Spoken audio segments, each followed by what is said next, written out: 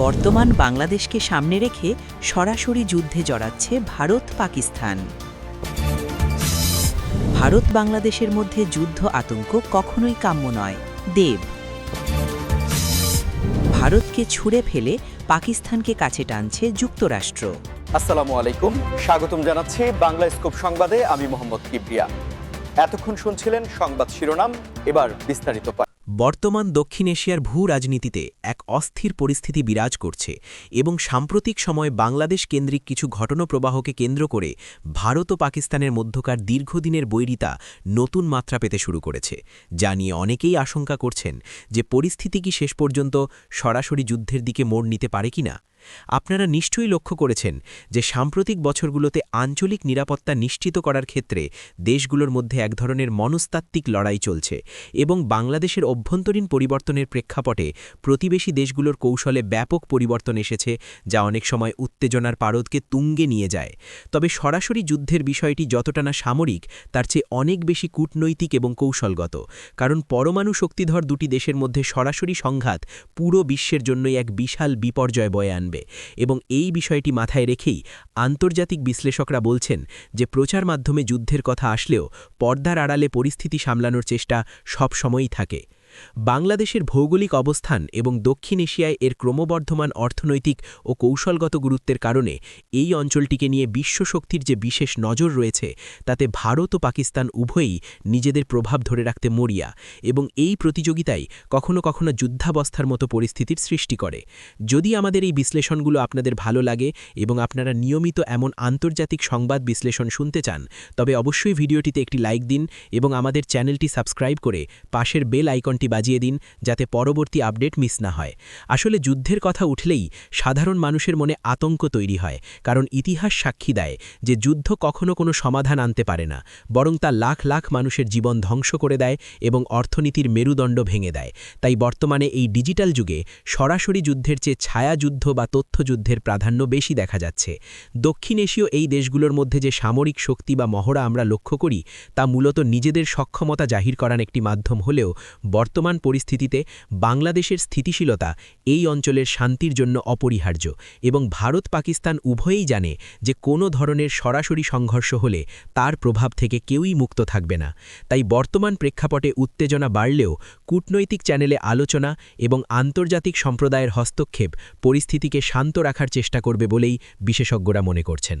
আপনারা এই বিষয়ে কি ভাবছেন তা আমাদের কমেন্ট বক্সে লিখে জানাতে ভুলবেন না, কারণ আপনাদের মতামত আমাদের কাছে অত্যন্ত গুরুত্বপূর্ণ এবং আপনার একটি কমেন্ট আমাদের পরবর্তী ভিডিও তৈরিতে অনেক উৎসাহ যোগায়। ভারত ও বাংলাদেশের মধ্যে যুদ্ধ আতঙ্ক কখনোই কাম্য নয় এবং এই বিষয়টি নিয়ে সম্প্রতি মুখ খুলেছেন ওপার বাংলার জনপ্রিয় অভিনেতা ও সংসদ সদস্য দেব, যা দুই দেশের সাধারণ মানুষের মধ্যেই বেশ ইতিবাচক সাড়া ফেলেছে। কারণ যুদ্ধ কেবল ধ্বংসই ডেকে আনে এবং দুই প্রতিবেশী দেশের মধ্যে সৌহার্দ্যপূর্ণ সম্পর্ক বজায় রাখা বর্তমান সময়ে সবচেয়ে বড় দাবি।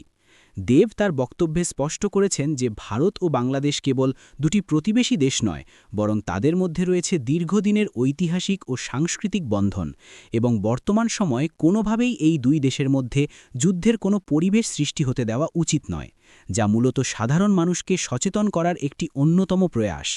আপনারা যারা আমাদের নিয়মিত ভিডিও দেখেন তারা জানেন যে ভারত ও বাংলাদেশের মধ্যকার সম্পর্ক সবসময় পারস্পরিক সহযোগিতার উপর ভিত্তি করে গড়ে উঠেছে এবং সীমান্তে মাঝে মাঝে কিছু অপ্রীতিকর ঘটনা ঘটলেও তা আলোচনার মাধ্যমে সমাধান করার দীর্ঘ ঐতিহ্য আমাদের রয়েছে।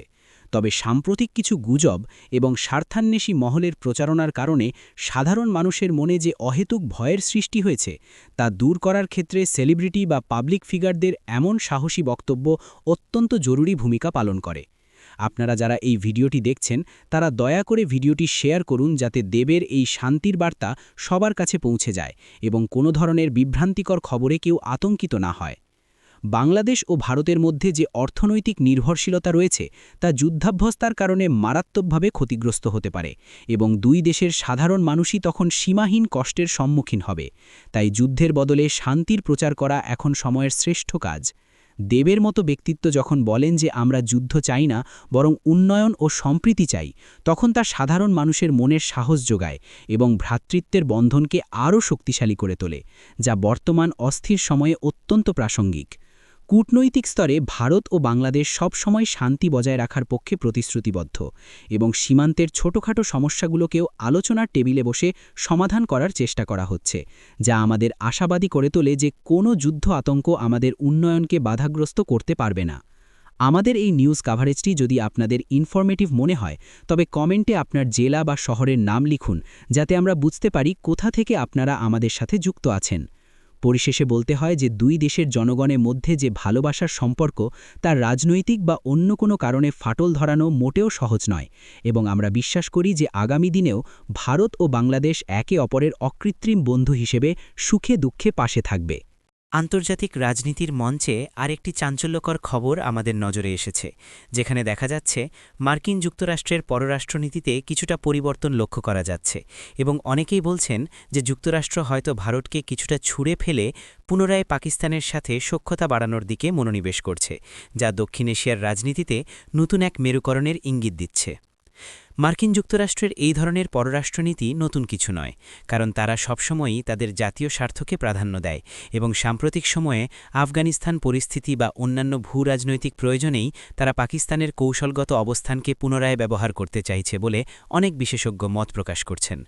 আপনারা যারা নিয়মিত আন্তর্জাতিক সম্পর্ক নিয়ে পড়াশোনা বা খবরাখবর রাখেন তারা জানেন যে ভারতের সাথে মার্কিন যুক্তরাষ্ট্রের প্রতিরক্ষা এবং প্রযুক্তিগত সম্পর্ক গত কয়েক দশকে এক অনন্য উচ্চতায় পৌঁছেছে। তবে সাম্প্রতিক কিছু ইস্যুতে দিল্লির সাথে ওয়াশিংটনের কিছুটা দূরত্ব তৈরি হয়েছে, যা এই ধরনের ধারণাকে আরও উস্কে দিচ্ছে। কিন্তু আসলে কি যুক্তরাষ্ট্র ভারতকে বাদ দিয়ে পুরোপুরি পাকিস্তানের দিকে ঝুঁকছে? এই প্রশ্নের উত্তর খুঁজতে গেলে আমাদের একটু গভীরে যেতে হবে, কারণ ভারত বর্তমানে বিশ্বের অন্যতম বড় বাজার এবং চীনের বিরুদ্ধে মার্কিন যুক্তরাষ্ট্রের এশীয় কৌশলের অন্যতম প্রধান অংশীদার। তাই ভারতকে পুরোপুরি উপেক্ষা করা যুক্তরাষ্ট্রের জন্য অসম্ভব। তবে পাকিস্তানকে পুনরায় কাছে টানার মাধ্যমে যুক্তরাষ্ট্র মূলত দক্ষিণ এশিয়ায় শক্তির ভারসাম্য বজায় রাখতে চায় এবং পাকিস্তানের মাধ্যমে এই অঞ্চলের কিছু সংবেদনশীল ইস্যুতে নিজেদের নিয়ন্ত্রণ পুনঃপ্রতিষ্ঠা করতে চাইছে। যদি আপনি আন্তর্জাতিক রাজনীতির এমন আরও চমকপ্রদ তথ্য জানতে চান তবে এখনই আমাদের চ্যানেলটি সাবস্ক্রাইব করে নিন এবং পাশে থাকা বেল বাটনটি অন করে দিন, যাতে আমাদের কোনো বিশ্লেষণ আপনার মিস না হয়। মার্কিন যুক্তরাষ্ট্রের এই ধরনের ব্যালেন্সিং অ্যাক্ট বা ভারসাম্য রক্ষার রাজনীতি অনেক সময় তাদের মিত্র দেশগুলোর মধ্যে সংশয় তৈরি করে এবং বর্তমানে ভারতও হয়তো বিষয়টি নিবিড়ভাবে পর্যবেক্ষণ করছে।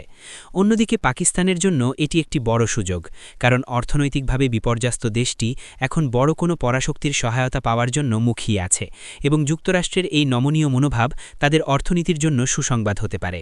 তবে ভুলে গেলে চলবে না যে মার্কিন পররাষ্ট্রনীতি অত্যন্ত গতিশীল এবং তারা তাদের লক্ষ্য অর্জনের জন্য যখন যাকে প্রয়োজন তখন তাকেই কাছে টানে। তাই বর্তমানের এই পাকিস্তান প্রীতি দীর্ঘমেয়াদী কিনা তা সময়ই বলে দেবে। আপনারা আমাদের এই বিশ্লেষণ সম্পর্কে কি মনে করেন তা অবশ্যই কমেন্ট করে জানান, কারণ আপনাদের সুচিন্তিত মতামত আমাদের ভবিষ্যৎ ভিডিওগুলোর গুণমান উন্নত করতে সাহায্য করে। আমরা সবসময় চেষ্টা করি আপনাদের কাছে সঠিক এবং নিরপেক্ষ তথ্য পৌঁছে দিতে, যাতে আপনারা সমসাময়িক বিশ্ব রাজনীতি সম্পর্কে পরিষ্কার ধারণা লাভ করতে পারেন। আমাদের সাথে থাকার জন্য আপনাদের অসংখ্য ধন্যবাদ এবং আজকের মতো আমাদের বিস্তারিত সংবাদ এখানেই শেষ করছি। পরবর্তী ভিডিওতে আবার দেখা হবে। ততক্ষণ পর্যন্ত সবাই ভালো থাকুন এবং সুস্থ থাকুন, আর অবশ্যই আমাদের চ্যানেলের সাথেই থাকুন।